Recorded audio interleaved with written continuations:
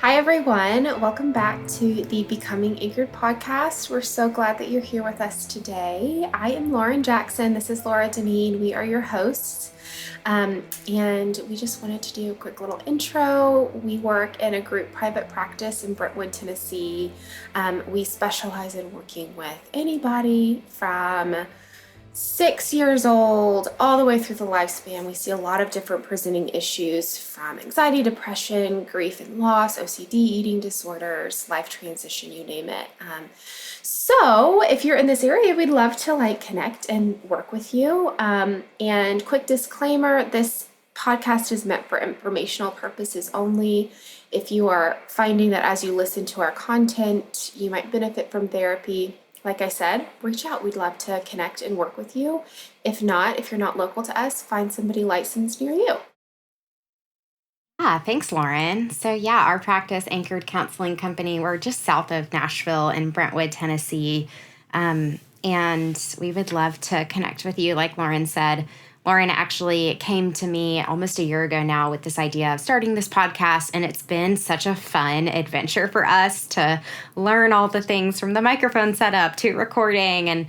And we really are just here to share in your joy and grief and to share from two different perspectives. So we have the wonderful gift of sitting with clients on a daily basis, and it's such sacred work that we get to do. So we have the insight as therapists, and then we're also just humans trying to do the best we can.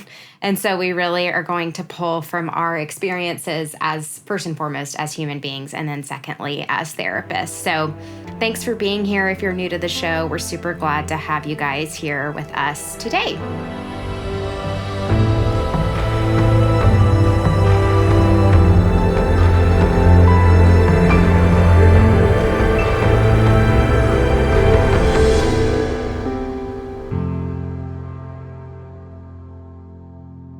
So for today's episode, we are going to be talking about how to have hard conversations.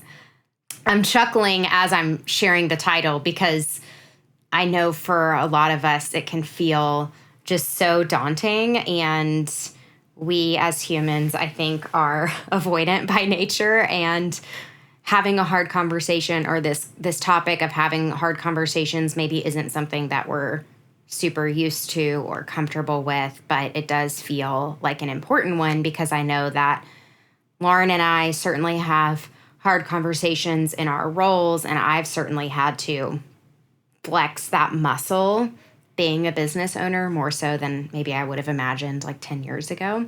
So if this is new for you, if it's uncomfortable for you, I just am here to say, I see you in that, and we are with you. Yeah, totally.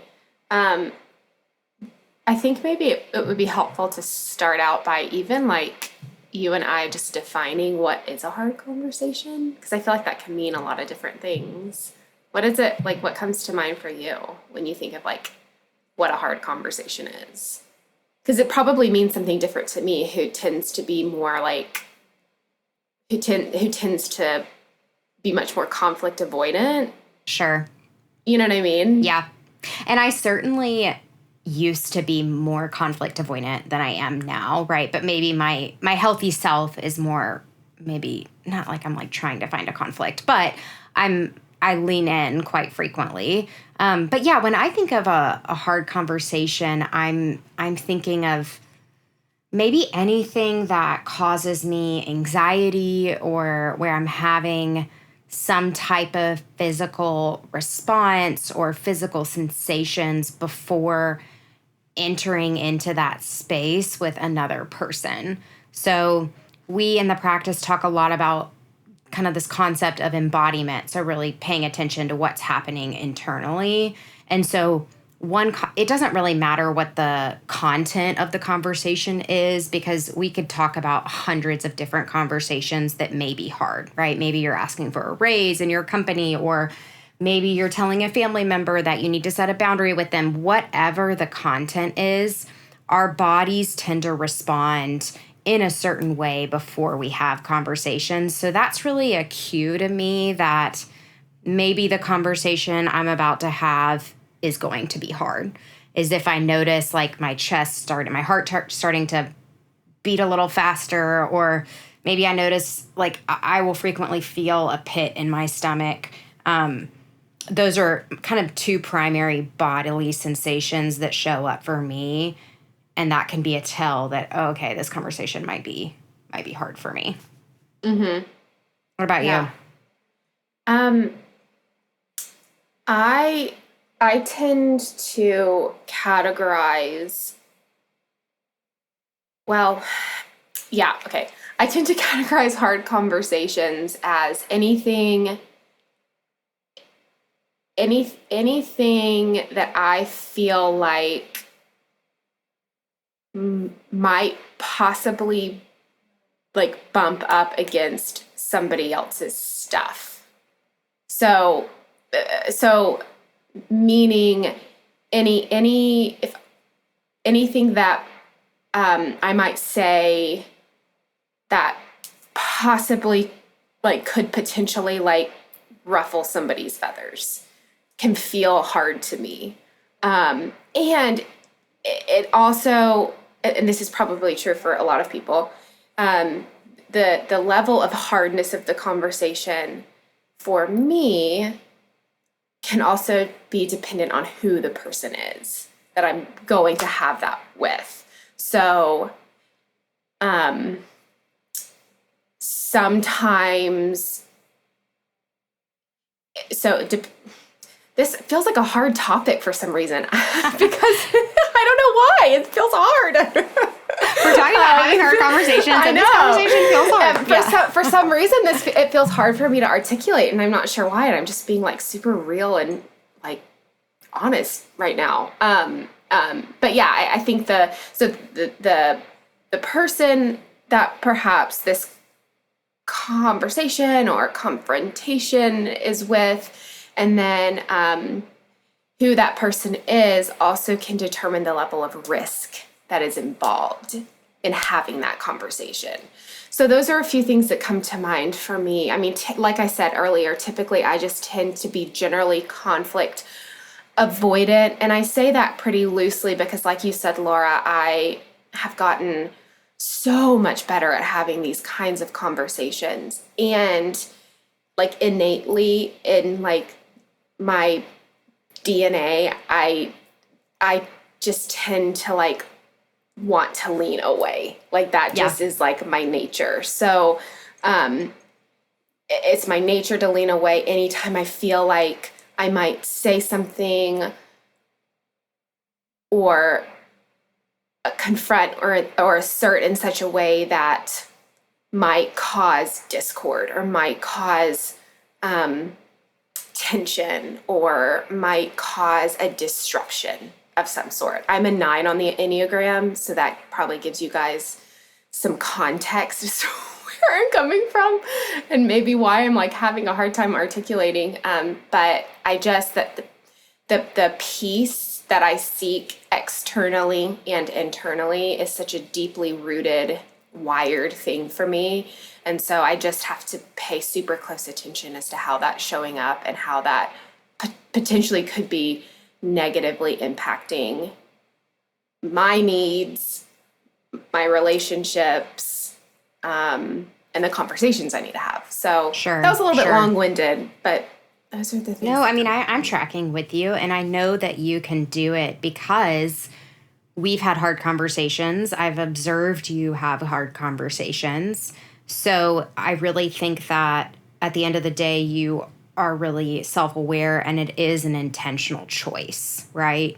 But circling back to what you said, I mean, yeah, I do think it matters who's on the receiving end. So one thing that popped in my mind as you were talking was this concept of emotional safety, right? Like, is the person on the other end, are they going to blow up at me if I, bring something to their attention, or are they going to do something afterwards that's passive aggressive? Or are they going to really lean in and hear my feedback? And maybe it's hard to hear, but you can kind of see when someone's like digesting it and sitting with it and marinating on it and reflecting on it, like those last few things that I mentioned, the latter, are really going to be signs of emotional health, right? Like, it might be hard to hear. I'm not saying we're jumping up and down around hearing feedback, but can we at least sit with it? Can we be with the feedback versus like running away or trying to fix it immediately? Mm-hmm. Yeah. Yeah. So the emotional safety on the other end, I mean, I for sure think that Mm-hmm. matters when we're walking into these types of conversations. Mm-hmm. Yeah. And even, I mean, that's such a great point, because having hard conversations can be an act of vulnerability, and we tend to be able to practice more vulnerability in safe spaces, in safe relationships, when we are emotionally safe. And so if we do tend to maybe be conflict avoidant, which you made a good point at the beginning too, Laura, that probably as humans we tend towards avoidance of distress on a large scale, right? And so where we know there is safety, emotional safety, physical safety, those are great opportunities to practice and challenge leaning in and saying the thing that feels hard, or asking the question that feels hard, or engaging in the topic that feels hard. And even with that safety there, I can think of like 4 or 5 different topics off the top of my head that, when it comes to like my husband and I have a great deal of safety with him in all areas, and a few different topics, like money, for example. And I'm just getting like real with you guys. I love it. Feels really scary still. And I say that because we can really have the most safety in the world with someone, and a conversation can still feel really hard. And there can be a lot of factors that go into maybe why that still feels hard. A topic like money is just big and scary and all of the things. Maybe there can be some underlying, difficult emotions like shame or guilt, that are accompanying you in having that conversation. So I say all of that just to like validate you can be with the safest person in the world, like your partner or your husband or your wife or whoever, and it can still be just this like really tricky thing to like challenge yourself to do, even though maybe that the conversation is going to be good and it's going to be healthy and it's going to be productive and it's going to be important. That doesn't negate or invalidate like that physical, visceral feeling that you were talking about earlier. Yeah. So if we go back to that topic, this kind of how-tos, I mean, I think the first thing is really getting curious about the emotional safety of the other person, right? So if that's there and that's the groundwork, right? And not everyone is going to respond in a way that we love, right? But like you're talking about that kind of self-validation piece of, yeah, this is going to be a really hard conversation, and approaching even your own self, I think, with gentleness and patience, like before, during, and after that conversation is what you're really referencing, right? Just naming, okay, gosh, this is really hard for me. And I don't have to judge the fact that it's hard in and of itself, right? And one thing that we talk about in the practice at Anchored is really this idea of approaching versus avoiding, whether that's, challenging yourself to do the thing that you're afraid of or eating the food that feels really scary. And this is that same kind of concept. It's really looking at, okay, can I approach this situation even though I really want to avoid? And can I approach this situation even though everything within me is like very scared? How do I not make a choice out of a place of fear? Right. One thing that I think about with hard conversations, so you referenced this a little bit, but I will also rate my own subjective unit of distress to kind of do some prep work. So if I'm like, okay, this conversation is going to be a 9 out of 10, or is this conversation going to be a 1 out of 10?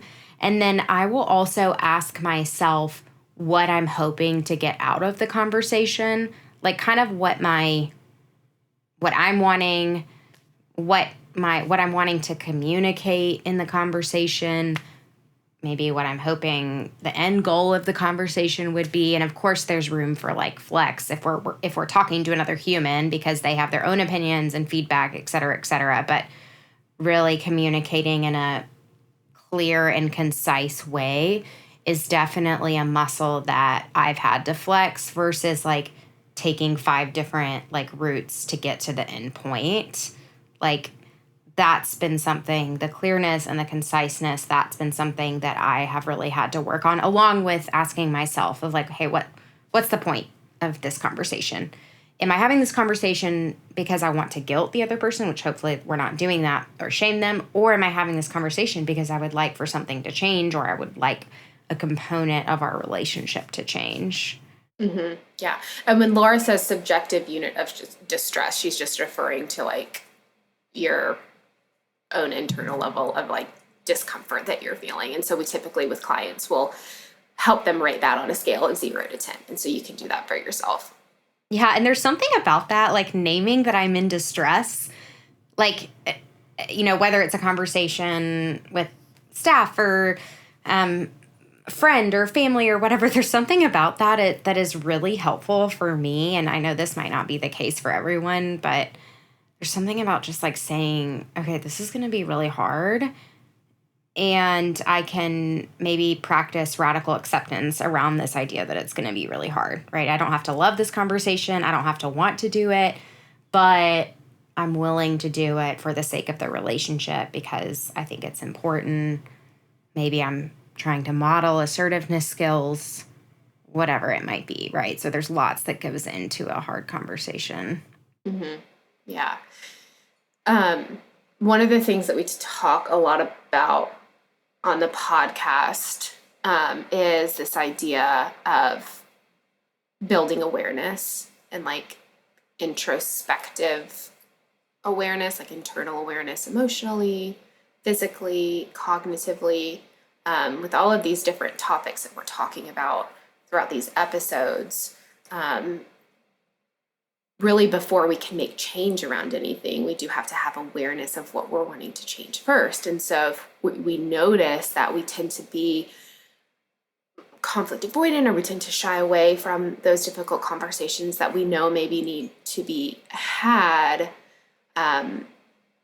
it's important to first really build that internal awareness around when am I shying away? Like when am I tending to do that? And how do I know? What is my body telling me? What are my emotions telling me? What are the thoughts that I'm having that help indicate to me that I'm doing the like leaning away versus the leaning in?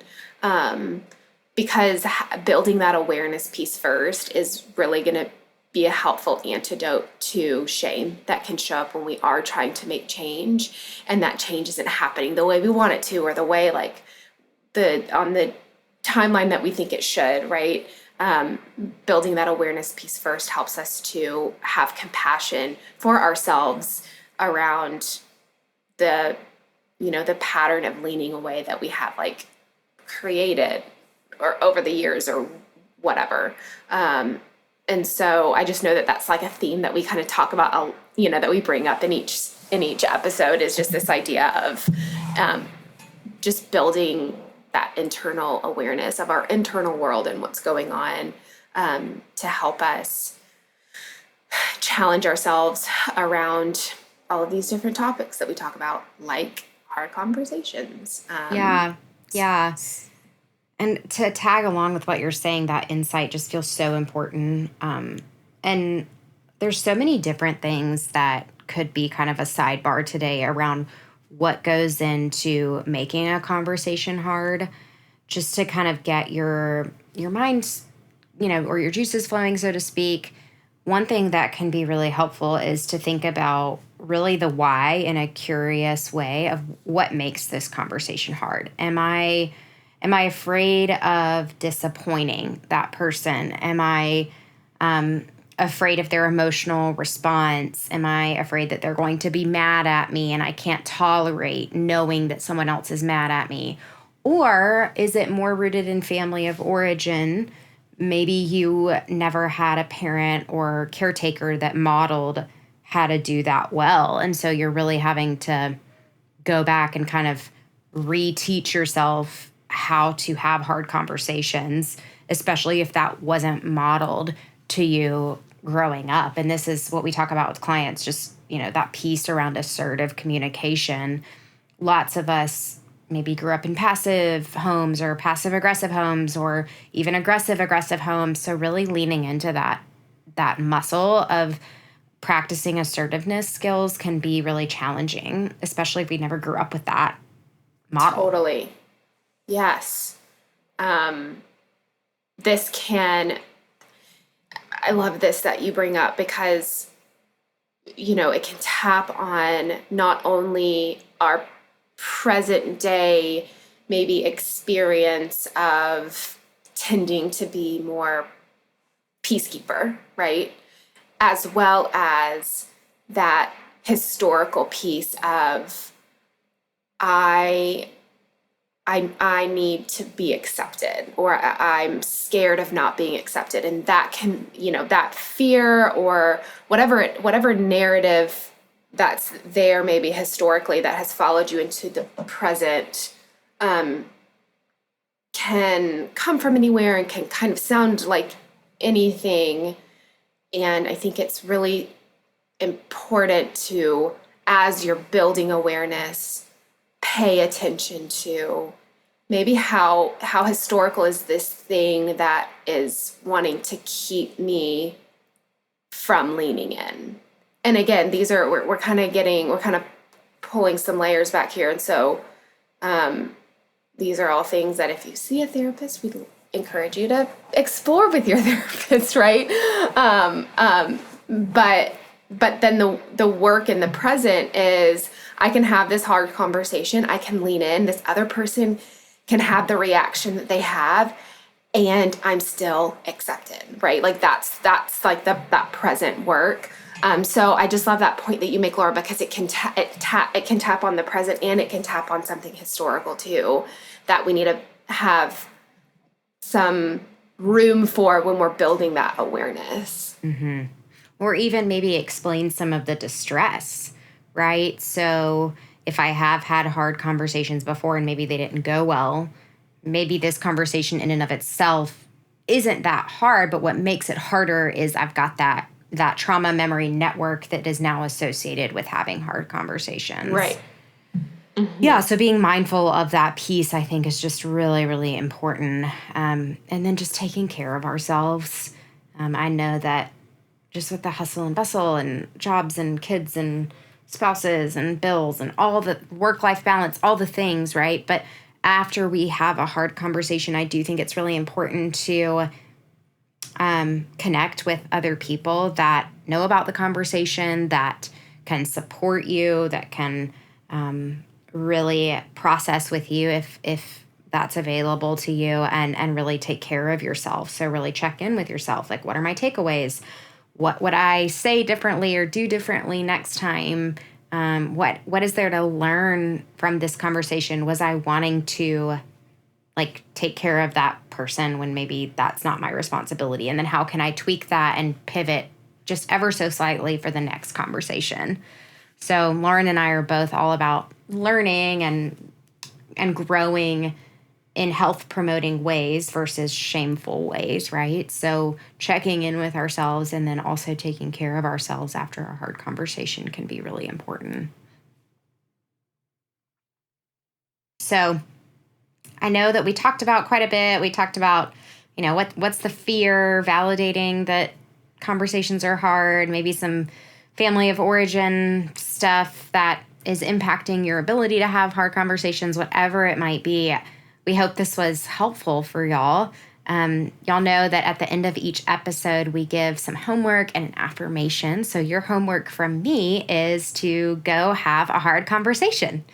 And you don't have to start with a conversation that is a level 9 or 10 out of 10.